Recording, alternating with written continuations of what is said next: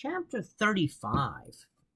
Chapter 35 of the book introduces more stuff that's pretty straightforward, and most of this is going to be really straightforward based on the stuff that we've already covered and things that you've seen in lab.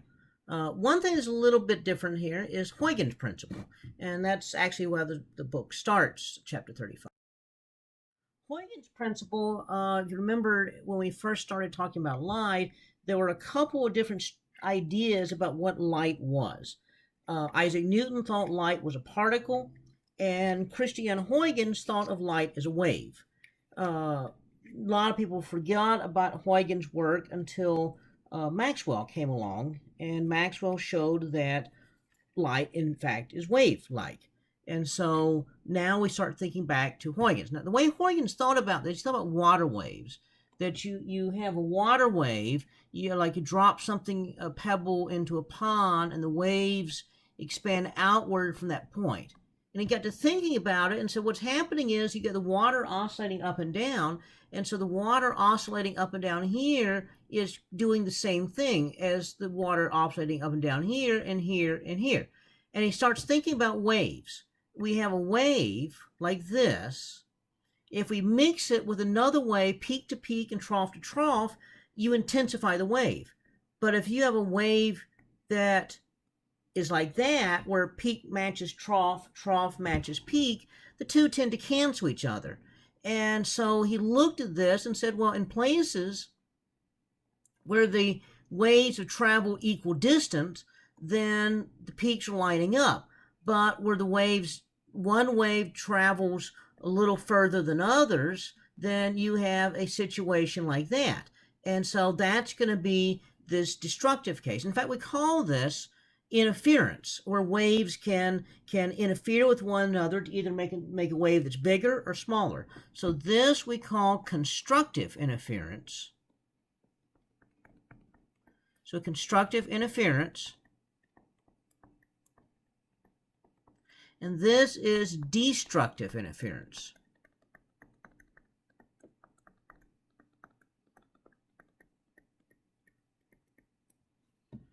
Okay. So this kind of gives an idea as to how waves work. Well, what we discover is waves work pretty much as waves everywhere. So it's not just in water. And so now we started looking at this in general, and we say, okay, if we got a wave here, each piece of that wave, so this is like a plane wave. So each piece of this is oscillating, and same thing, okay, they all add up here, but in between they tend to cancel. And so that means that the wave just progresses this way. Well, if you had a sharp object here, then what would happen is the wave here would cause ripples going that way, and so the wave would sort of bend around an object. Huygens demonstrated that this sort of thing happens with water waves, that you'd have a ship in a harbor, and the waves would, right behind the ship, that you wouldn't have any waves, but the waves would bend around the ship, and then if you're far enough away, the waves are there again.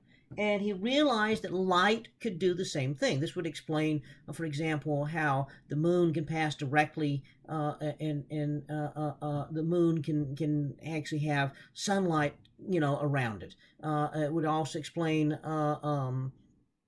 several other things. Again, an example I often do in class is I fire a laser at a knife edge, and you can see this effect right there. And so this effect of bending around, this is a wave property of light.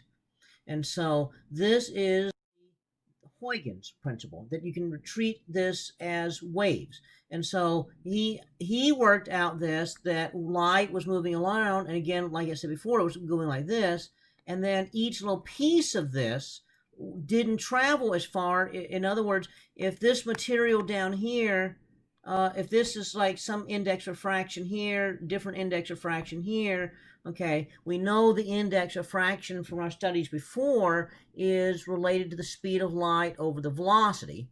And so if the faster that the light moves, then the lower the index refraction.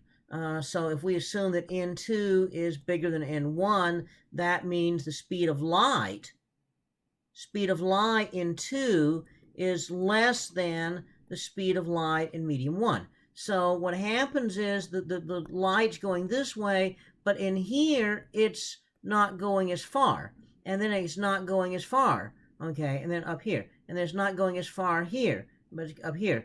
So if you look at it, well, gosh, we've got refraction. And so this idea that you can derive this, and this is how Huygens did it. He derived refraction simply by looking at wave properties, because the waves refract in water too. You can change the depth of the water, and you can actually change the direction the waves move.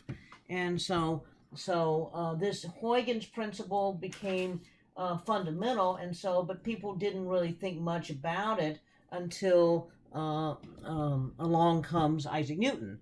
And Isaac Newton, rather, when Isaac Newton came along, they discounted the Huygens principle, and they didn't really worry about it again until Maxwell showed that, in fact, light does have wave properties. And so it became a thing again. The wave properties of light. We know that the velocity of a wave is wavelength times frequency.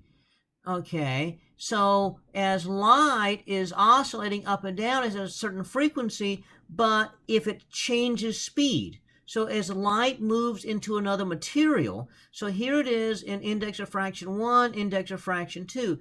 If n2 is bigger than n1, that means the velocity is slower. Remember, the bigger index of fraction means slower velocity. So, but the frequency is going to be the same. And so what happens is it doesn't move as fast, and therefore the wavelength is shorter. So the wavelength is going to be c divided by f. Well, it's not just c, it's going to be the velocity of light times f. So the smaller the velocity, the shorter the wavelength. And so that means the wavelength would be a little bit shorter. We can do an example here.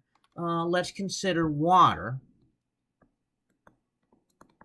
Water has index of fraction 1.33. We have air, which has index of fraction of about 1. And so we have light coming in here. And let's say that the light has a wavelength of about 650 nanometers. Okay, so that's kind of a red color. So when the light passes into the water, though, the wavelength is going to change. So wavelength is the speed of light over the frequency. Okay, so this is speed of light over frequency. Well, really, the speed of light is going to be c over n. So this is really c over nf. And so that's going to be the wavelength. Well, in air, it's this, so that gives you a wavelength of 650 nanometers. So in the material here, it's going to be 1 over n lambda naught. So that lambda naught would be the wavelength in a vacuum. Wavelength in air is almost the wavelength in a vacuum. And so that means in water, this wavelength, which would have been 650 nanometers in air, is now going to be shorter. It's going to be equal to 489 nanometers.